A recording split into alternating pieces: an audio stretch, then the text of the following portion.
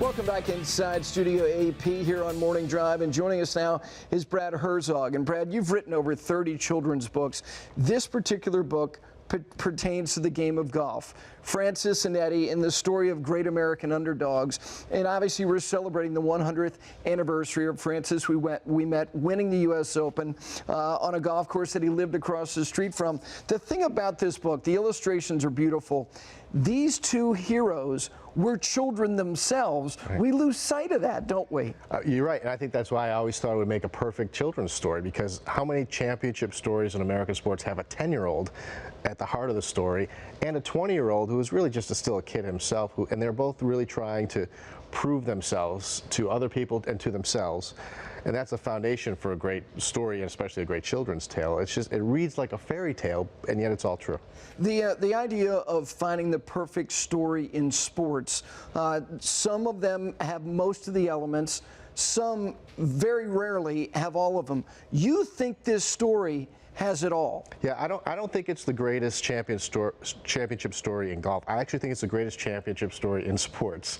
I think it has all these elements. If you could just go sort of one by one with the elements, you know, you have the underdog story, like Seabiscuit, for example. Great horse, remarkable story, but at least he had a pedigree. He was the grandson of Man of War that was voted the horse of the century. Francis Ouimet was the son of a French-Canadian immigrant who scorned golf as a pastime of the leisure class and wanted his son to have nothing to do with it. That's not a pedigree for golf. Francis was only a couple years older than golf, American golf itself.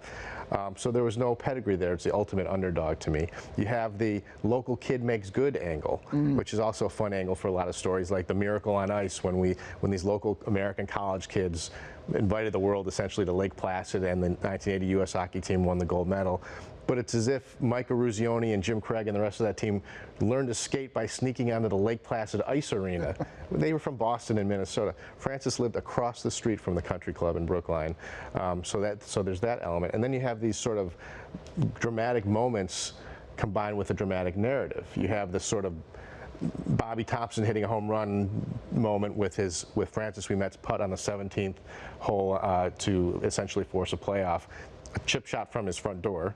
And then you have the dramatic narrative, which is sort of like the '69 Mets going from worst to first, but with Francis, he went from obscurity to legendary over the course of 5 days. And at the beginning, when he hit his first shot in his first qualifying round, Francis and Eddie, his 10-year-old caddy, were walking down the fairway, and not a single spectator followed them.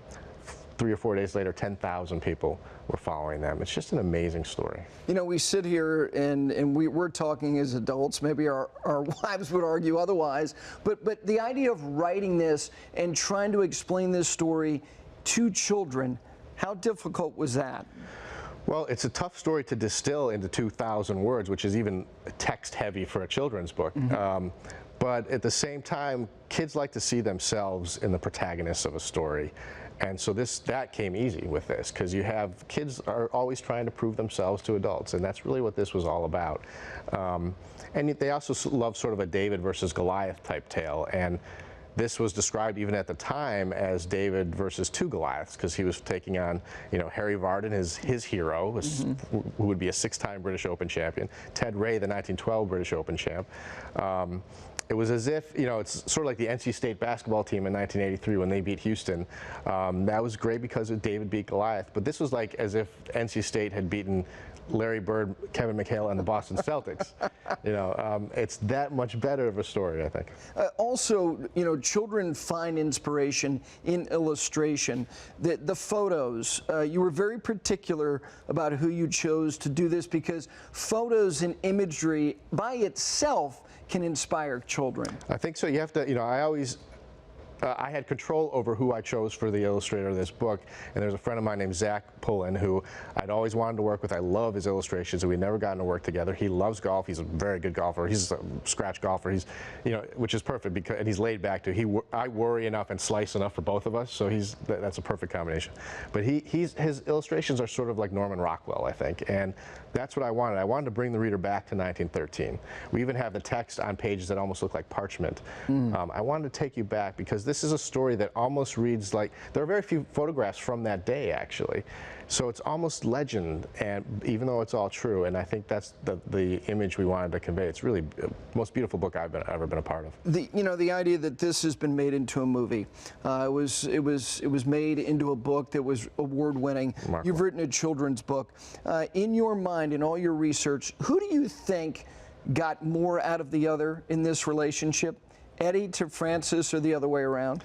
You know, I think that's a great question. I don't know if I can answer that, because I think they both, at the time I would say, well, Francis got a lot out of Eddie, because Eddie, this 10-year-old kid, settled him down. You know, there's a famous moment where former President William Howard Taft is watching, and that would make any golfer nervous. And Eddie turns to Francis and says, "Who's the big fat guy?" And it settles him down. And he says, "Don't worry about watching the ball. I'll watch the ball." Just a mantra they kept saying. So Francis needed Eddie, but Eddie needed Francis too, because Eddie needed to prove that he was worth something. He hadn't been living with his father for a few years. Francis was his hero in the sense that Harry Vardon was Francis's hero. It was just the perfect combination. This, as Mark Frost once said, it's as if you could pick the perfect person to settle Francis down. It just happened to be someone half his size. Yeah. And that just makes for a great story. And the best thing to me about this story, beyond all the physical stuff and the David versus Goliath and the underdog and all that, is the fact that it's really a story about loyalty and family. There's my two favorite moments are the one moment where, before the playoff began against Harry Vardon and Ted Ray, where one of Francis's friends came up to him and said, "I think I should caddy for you today. So you need someone who knows the game and knows the course." And little Eddie was heartbroken, and Francis looked at Eddie and said, and then looked at his friend and said, "No, I'm sticking with Eddie." Would that happen today? I mean, there's no chance. You know? Absolutely. And so there's the loyalty, and they became friends for 50 years. Yeah. And then there's the family, in the sense that Francis's father wanted nothing to do with the game. Absolutely. Scorned it. Told Francis, almost ignored him as his fame grew throughout the week. And then at the end, when Eddie and Francis are hoisted onto the shoulders of the adoring crowd, and Francis says, "Pass the hat for Eddie," and they're passing a hat around, and people are getting ready to put money in the hat.